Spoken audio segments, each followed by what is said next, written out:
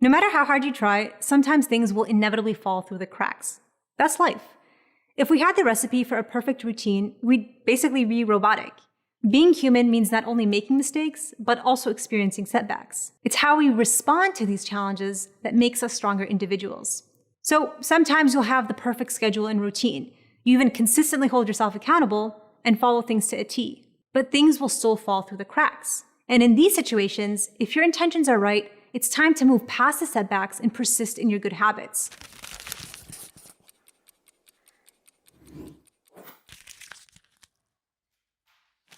The Prophet ﷺ, per usual, gave some of the most relevant advice in this regard.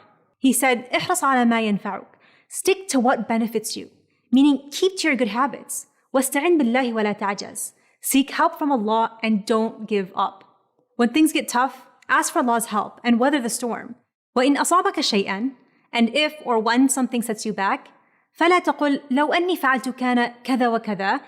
Don't say, man, if only I had done something else instead, XYZ would have happened. ولكن قل قدر الله ما شاء فعل. Rather, say that whatever Allah has decreed will happen. فإن لو تفتح عمل الشيطان. Because لو, if only, opens a door to the deeds of shaitan. The reality is, things will afflict you. Not if, but when they do, remember the words of the Prophet and keep your head up high. And most importantly, don't look back with regret wishing you had done something else.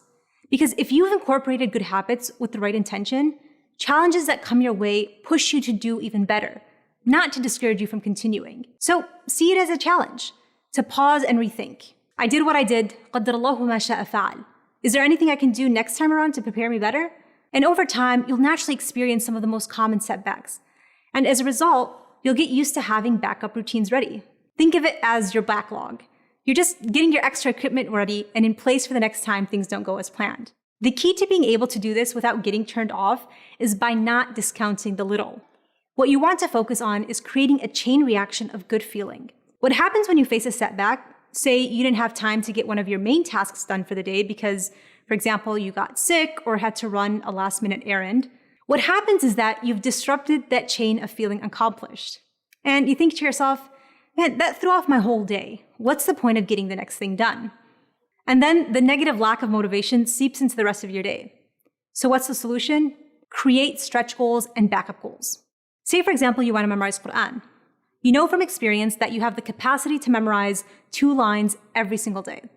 But on good days, you can almost double it to 4 lines. That's your stretch goal. 1 line, on the other hand, is your backup goal. You know that even on your most exhausting days, memorizing 1 line of Quran is manageable. In fact, for your standards, it's easy.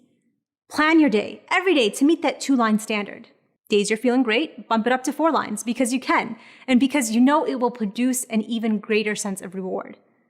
And for those days that you don't feel so hot, things come up, life happens, fall back on your easy, manageable goal of just 1 line a day. Because what will happen is that rather than not meeting your goal at all, you've prepared a backlog of what to do when things get tough, still manage to check the task off your list, and most importantly, trigger a sense of accomplishment.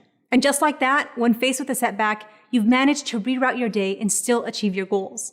Rather than let it hold you back and ruin the rest of your day, you've confronted a challenge and responded in a prophetic manner. You persisted, relied on God, and came out a stronger person on the other side.